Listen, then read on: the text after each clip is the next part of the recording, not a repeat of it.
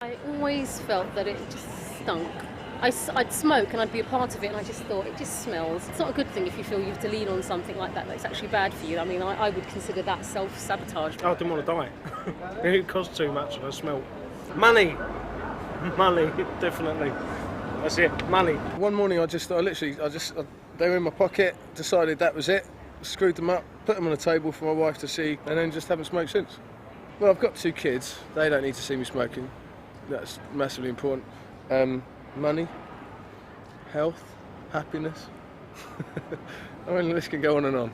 About 70% of smokers want to stop, and that's actually a good thing because tobacco is killing 120,000 people every year in the UK. And I suppose ultimately, smoking is killing you and the people around you.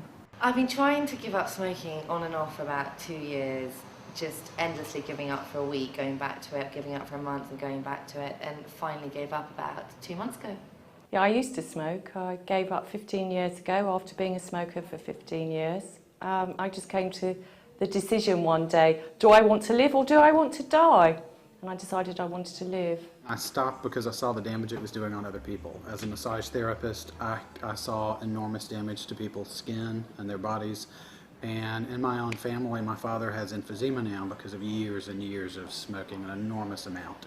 So I just didn't think it was worth the damage I was doing to my body. There's fantastically good news on health if you try and quit.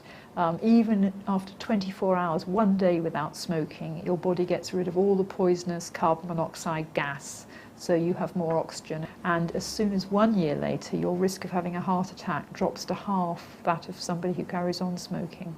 I got fed up with being controlled by a cigarette.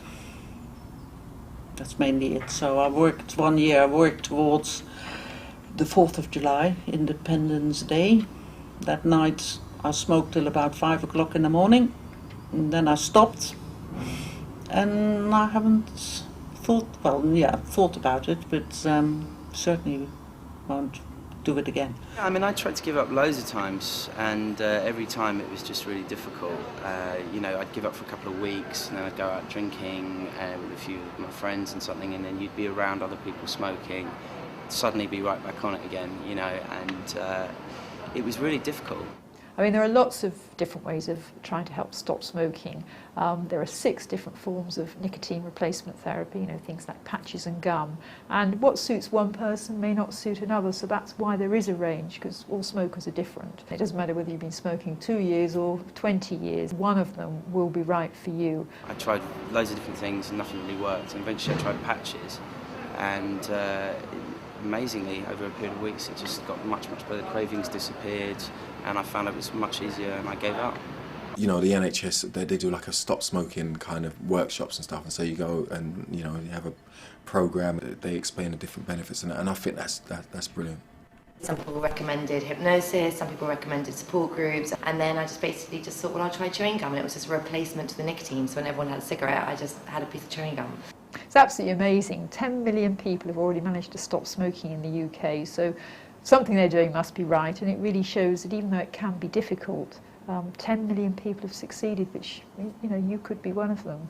I just feel great. I feel really empowered by being a non-smoker. I love the fact that I'm not addicted to something, and I wake up in the morning feeling fantastic every single day. I just can't believe I smoked for so long, and I never actually believed I could give up. I thought I was a social smoker, and you realise then when you try and give up that you're addicted to something, and now it's just great just to have it off my back. I just feel free.